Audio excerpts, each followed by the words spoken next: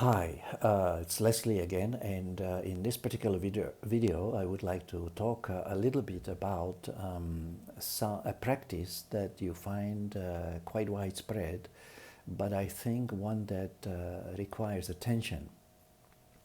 And the practice I'm referring to is the practice of quoting the hadiths of the Prophet, peace be on him. And the reason I'm making this video is in part because I have seen this on YouTube, quite frankly, and quite frequently, where people quite freely say, when they intend to quote a tradition or a saying from the Prophet, peace be on him, they will begin by saying something like, I quote, "Oh, the Prophet said," and then they will proceed to say some words which they imply or suggest were actually the words that the Prophet had spoken. Now, what I would like to point out is that, in fact, it is problematic to use the expression the Prophet said, followed by the alleged followed by the words attributed to the Prophet. And the reason why it is problematic is actually quite simple. The reason is that the so-called prophetic traditions are, by and large, and some people would argue without exception, they are not the verbatim or literal words of the Prophet. Rather, they are paraphrases of the words of the Prophet. In other words, they are the words of someone other than the Prophet, and in this other person or these other people are known as the transmitters or the narrators of the traditions. So if a person begins relating prophetic hadith by saying that so-and-so said that the Prophet said this or that, that is different. That makes it clear that actually the words that we are hearing are not the exact or verbatim words of the Prophet, but rather the words of the transmitter who is relaying what he heard from another transmitter said about the Prophet, and hence the statement that is attributed to the Prophet actually is a paraphrase of his words. And of course, this paraphrase may be more or less perfect as well. We know that. So another way to look at it is to note that practically every prophetic tradition has a narrator. I'm not aware of any prophetic traditions that do not have a narrator or a transmitter. It would follow from this, therefore, that every prophetic tradition, without exception, is in fact a paraphrase rather than a verbatim report of what the Prophet actually said or did. And in fact, this may be one reason why one of the four Imams, Abu Hanifa, apparently insisted, according to a book by Daniel Brown called The Rethinking Tradition in Islam. This is why Abu Hanifa apparently insisted that only verbatim traditions could be used as a basis of law in Islam, because only with the verbatim tradition can we be sure, I hope that we can anyway, that these were the actual words of the Prophet rather than the words of someone else paraphrasing the words of the Prophet. In other words, giving a rendition of the words of the Prophet in his own words, so to speak. So we need to be very careful about when we quote the Prophet. And in fact, Dr. Jonathan Brown wrote a book called Misquoting Muhammad, and he may be touching on this issue in that book as well. So we need to be very careful about what words we attribute to the Prophet, peace be on him, because apparently there is even a tradition according to which he allegedly said that whoever attributes a falsehood to him should prepare for his place in hell. So now those are strong words. So that is what I would like to emphasize about the prophetic traditions. So, in other words, we need to be very careful about what words we attribute to the Prophet. In other words, we should never begin relating a tradition by saying that, I quote, the Prophet said, end of quote. That is a very problematic way of relating a prophetic tradition, because it gives the impression that the words that follow are the actual words of the Prophet, but they are not. So we should make sure that whoever is listening to us or viewing our talk knows that whenever we quote a particular hadith or a prophetic tradition, we are in fact quoting a paraphrase of the words of the Prophet rather than his verbatim words. So now, what would be the significance of this point? The reason why we need to be cautious about quoting these prophetic traditions in an appropriate way is the fact that in Islam, the prophetic traditions have attained a rather exalted rank. In fact, they have been elevated to revelation itself. They have been designated as a kind of supplementary or explanatory revelation, or in Arabic as a wahi batin, which is sometimes translated as internal revelation, as distinguished from the manifest or obvious revelation of the Quran. However, as I noted in another video, this duality of revelation into manifest and internal is quite alien to the Quran, and I personally find no basis at all in the Quran for differentiating between two kinds of revelation in this way.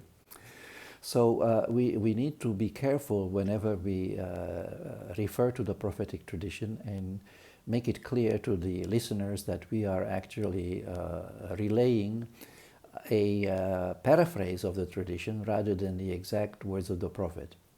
And as I mentioned, this is important because in Muslim or Islamic history, the prophetic traditions have been elevated to a very high level, practically to the level of equality with revelation. And there is even a tradition to allegedly that endorses this elevation and equation of the prophetic traditions with revelation.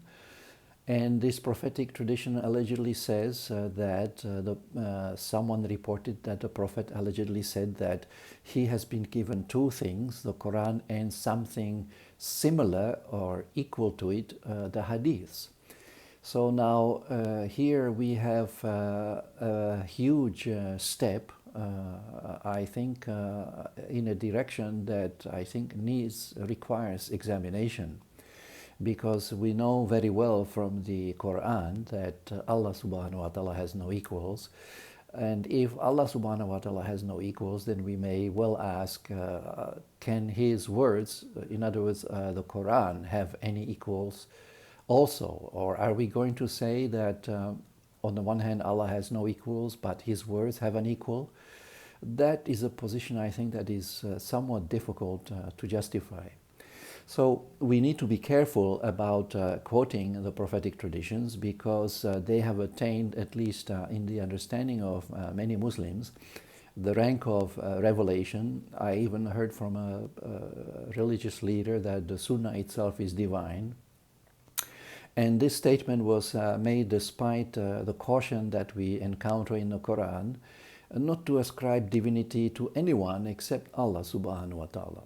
So we need to guard against bringing in other factors, and as it were in the case of the Quran, we have to be careful about, bringing in, as it were, partners to the Quran, partners which are so closely linked and associated with the Quran that we hardly ever hear in mainstream Islam the mention of the Quran without also the mention of the Sunnah. We invariably hear the expression the Quran and Sunnah, and so on and so forth. We need to maintain the unique status of the Quran as revelation, which has no equals, in an analogous way that Allah subhanahu wa ta'ala has no equals. However, it seems that in Islamic history, matters went even farther than that, because in the past, some exegetes have not been happy with merely elevating the traditions to the rank of revelation, but some of them went so far as to elevate it even higher, to elevate the prophetic traditions even higher than revelation. And they did this by claiming that the tradition judges revelation. In Arabic, the expression says that as-sunnah qadiya ala Quran. And another expression that is commonly used to express the, as it were, preeminence of tradition or the priority of tradition over revelation is this. This statement is encapsulated in the words according to which I quote roughly, or shall I say paraphrase, the revelation or the book needs the tradition or the sunnah or the hadith more than the hadith or the sunnah needs revelation. End of paraphrase or quotation. Now, to me, this is quite an astonishing statement because, as I mentioned in a previous video, or perhaps more than one, statements such as the last two, which I have repeated or mentioned, appear to indicate what could be called a kind of reversal of the relationship between revelation and tradition, whereby tradition is elevated above revelation and revelation in a way becomes subordinated to tradition. So now, to me, this is very, very problematic. And I know I'm not alone in this, because Taha Jabir Alwani, the late jurist who died, I think, in 2017, also noted the exact same point in his book, Reviving the Balance, a book published by IIIT Publications in 2017. And you can read pretty much the same sort of concern in that book of his as well. And I believe that also Abu Habib Abu Sulaiman was also become aware of this problem in his, I think, most recent book, which was titled something to the effect Recovering or Retrieving the Quranic Worldview. And in that book he makes also very similar observations.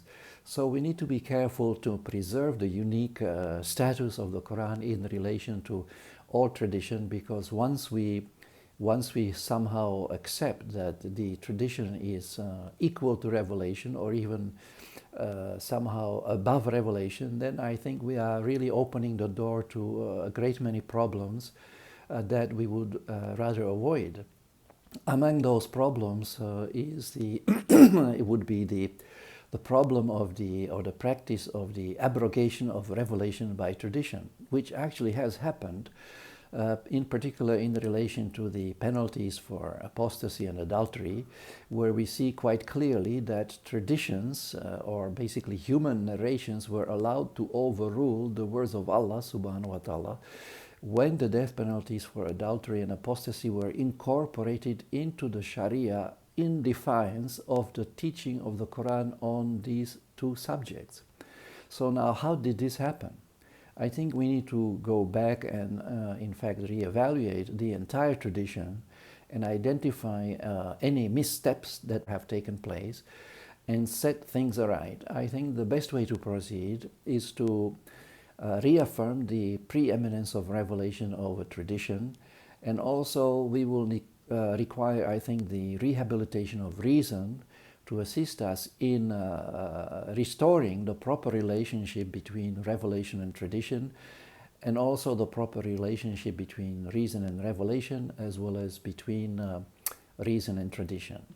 So I think that's all for now. If you have any comments, please put them down in a space below, and I will see if I can answer them in a appropriate way. And until then, we will see you. We will see you next time. And Assalamu alaikum wa rahmatullahi wa barakatuh.